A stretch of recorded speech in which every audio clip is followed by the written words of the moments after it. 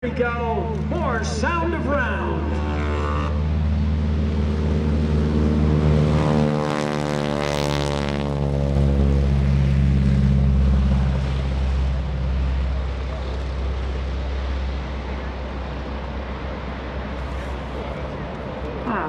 Doesn't that sound wonderful? That's a Pratt & Whitney, R as in radial. 1340 engine in that. 1340 is the cubic inches. Actually got into the Boeing C-17A Globemaster 3. Ladies and gentlemen, high and from the left, here's Kevin Russo and his SNJ. That's the 80 version of the AT6. Smoke is on!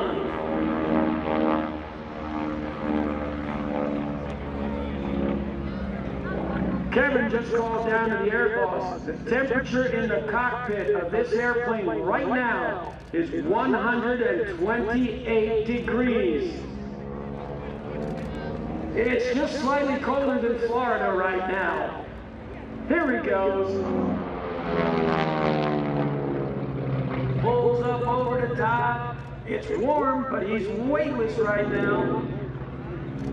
Coming down around, he's going to build up to about 4 G's right there, 4 times the force of gravity. You weigh 200 pounds, you suddenly weigh 800 pounds, as Kevin does a nice aileron roll up here.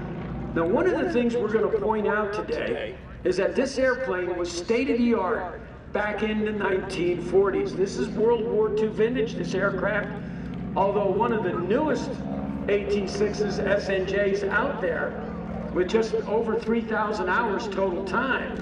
This was state-of-the-art over 70 years ago, and it doesn't compare to the modern aircraft when it comes to responsiveness.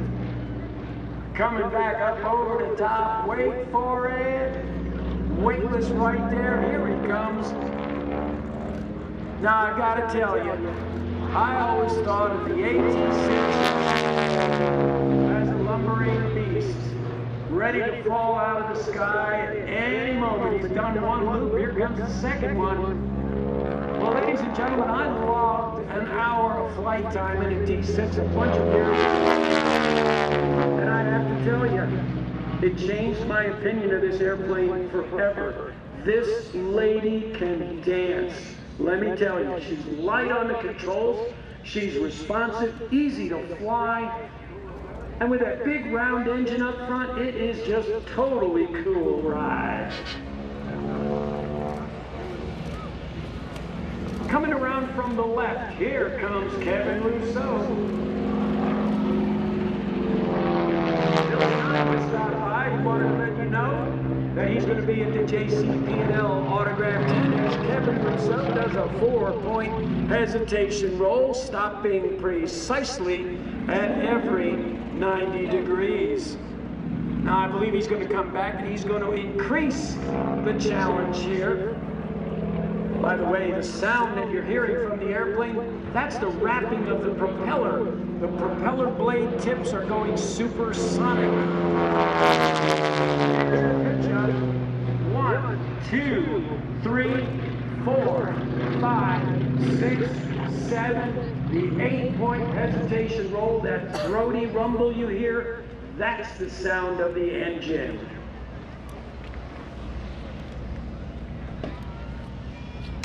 He's going to bring this airplane back around. By the way, he's a veteran of Panama, Desert Shield, Desert Storm, Restore Hope, Just Cause, Noble Eagle, Anaconda, Enduring Freedom, and a tremendous number of other actions in the area. He's going to do a beautiful slow roll up there. The sky appears to be a little smoother. By looking at the smoke trail that Kevin is leaving, you can see just what the air is doing up there. Yesterday, the smoke was blown away almost instantly. Today, not so much.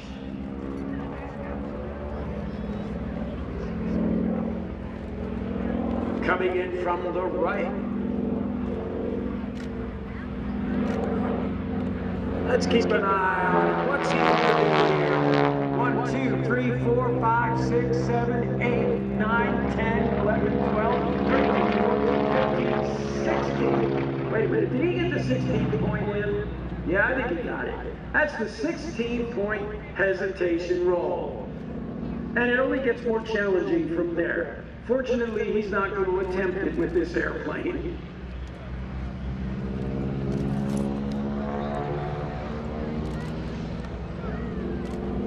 Coming back around from the left, Kevin Russo.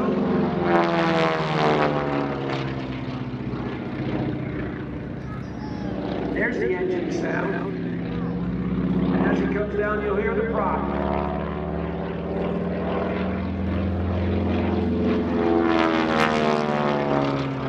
Beautiful inside or barnstormer loop. It is a very deceptive maneuver. It's actually pretty difficult to go and get it straight.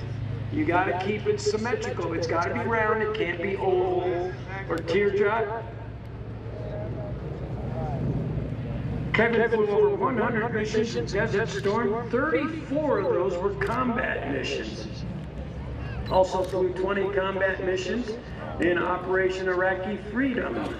One of the first pilots to be trained on C-17s in the reserves at McGuire. Ladies and gentlemen, we're going to ask you to get your cameras and camcorders, your phones, your watercolor, your sketch pad. Here he comes with the photo pass, Kevin Russo.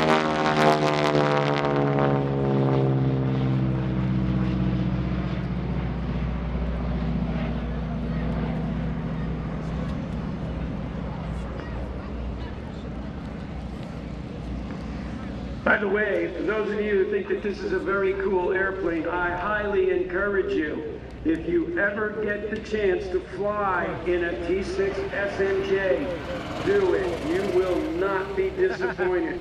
It is a sweet ride.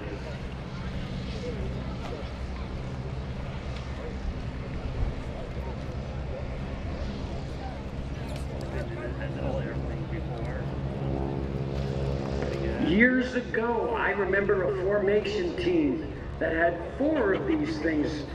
They were called the 6 of Diamonds. And I remember watching them doing formation aerobatics in AT6s, and it was really something to watch.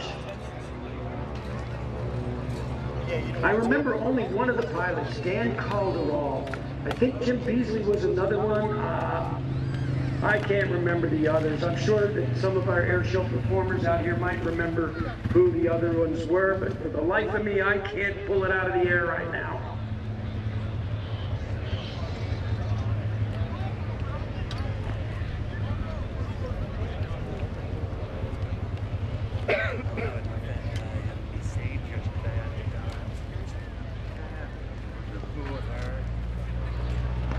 Here we go, ladies and gentlemen, at the controls of the 450 horsepower Super Stearman. Oh, wait a minute, he's just doing a run-up. My bad. I heard him throttle up here, but he pulled the power back. He's checking his engine, making sure that everything is working. Each time these pilots go up, they always check everything on the aircraft. They make sure that both ignition systems are working, the carburetor is good, the propeller is fine.